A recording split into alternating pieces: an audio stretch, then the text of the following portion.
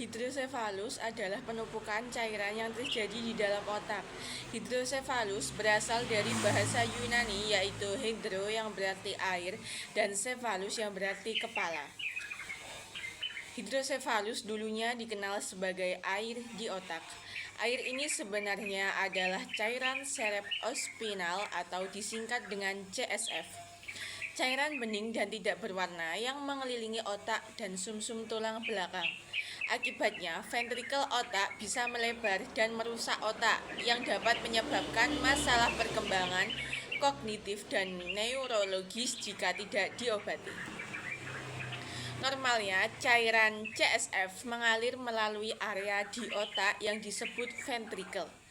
CSF berfungsi sebagai sistem penyalur nutrisi dan pembuangan limbah untuk otak. CSF membasahi otak dan sumsum tulang belakang dan melindunginya dari cedera. CSF kemudian diserap kembali ke dalam aliran darah. Tubuh biasanya memproduksi CSF yang dibutuhkan setiap hari dan kemudian menyerapnya kembali dalam jumlah yang sama. Namun, ketika aliran atau penyerapan CSF normal terhambat, hal ini dapat mengakibatkan penumpukan CSF. Penumpukan CSF lah yang menyebabkan ventrikel membesar. Hal ini menyebabkan tekanan di dalam kepala meningkat. Tekanan akibat CSF yang berlebihan dapat membuat otak tidak berfungsi dengan baik. Dan siapa saja yang dapat terkena hidrosefalus?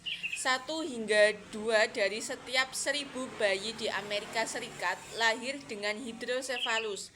Namun hidrosefalus juga mempengaruhi anak-anak lebih besar dan orang dewasa dari segala usia. Apa saja jenis hidrosefalus? Jenis hidrosefalus ada 4. Yang pertama, hidrosefalus komunikan terjadi ketika aliran CSF terhambat setelah meninggalkan ventrikel. Jenis hidrosefalus ini dapat disebabkan oleh penebalan membran di dasar otak yang disebut arachnoid.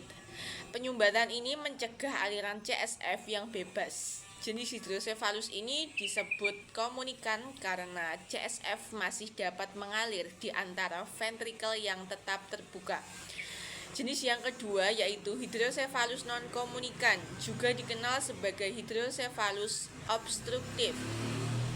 Hidrosefalus non-komunikan terjadi ketika aliran CSF terhambat di sepanjang satu atau lebih saluran sempit yang menghubungkan ventrikel. Yang ketiga, hidrosefalus tekanan normal atau disingkat dengan NPH terjadi ketika penumpukan cairan cerebrospinal atau CSF menyebabkan ventrikel membesar, tetapi hanya sedikit atau tidak ada peningkatan tekanan. Perbedaan antara NPH dan jenis hidrosefalus lainnya adalah meskipun jumlah CSF-nya lebih besar dari normal, tekanan di dalam ventrikelnya tetap sama. Penumpukan CSF di ventrikel terjadi secara perlahan dan gejalanya muncul seiring waktu. NPH paling sering terjadi pada lansia. Jenis yang keempat yaitu hidrosefalus ex vacuum terjadi akibat kerusakan otak karena cedera kepala atau stroke. Dalam kasus ini, jaringan otak di sekitar ventrikel menyusut. Cairan cerebrospinal atau CSF menumpuk di ventrikel untuk mengisi ruang ekstra.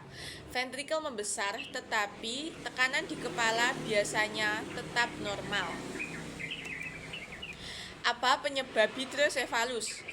Hidrosefalus dapat bersifat kongenital atau didapat kombinasi faktor genetik dan lingkungan selama perkembangan janin menyebabkan hidrosefalus kongenital.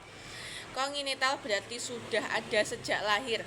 Penyebab paling umum hidrosefalus adalah spina bifida dan cacat otak serta sumsum tulang belakang lainnya.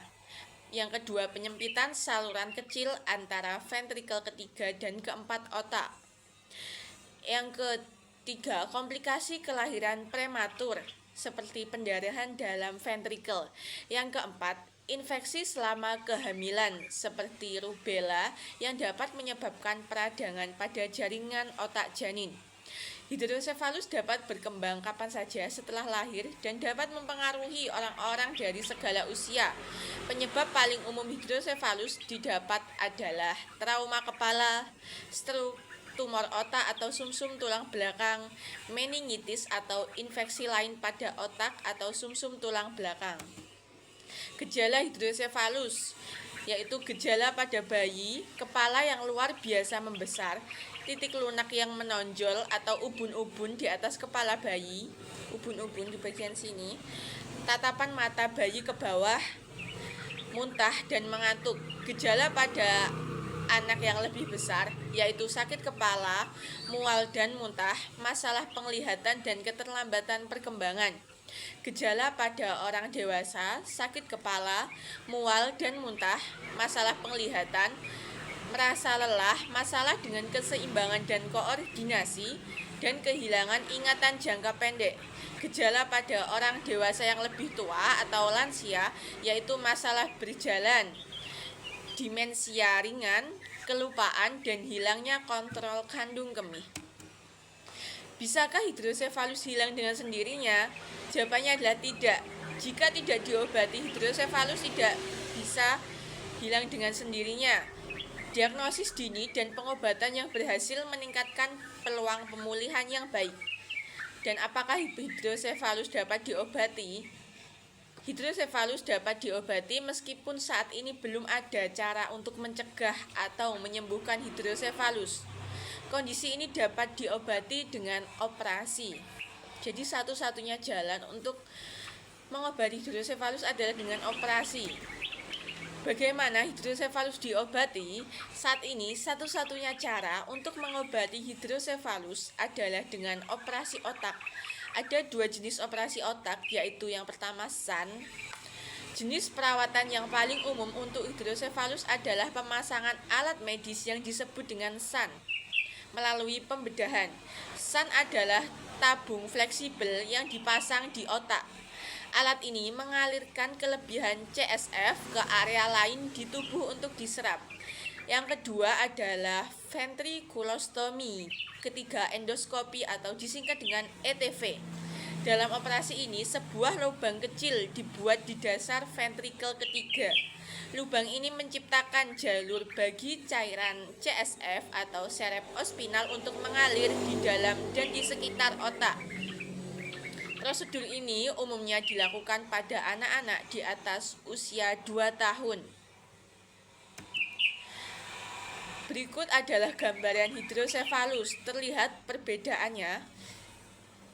Di orang yang tidak terkena hidrosefalus, itu yang ventrikelnya mengecil. Dan orang yang terkena hidrosefalus, ventrikelnya mulai membesar sehingga memenuhi otak. Terima kasih, sekian yang dapat saya sampaikan. Kurang lebihnya mohon maaf. Wassalamualaikum warahmatullahi wabarakatuh.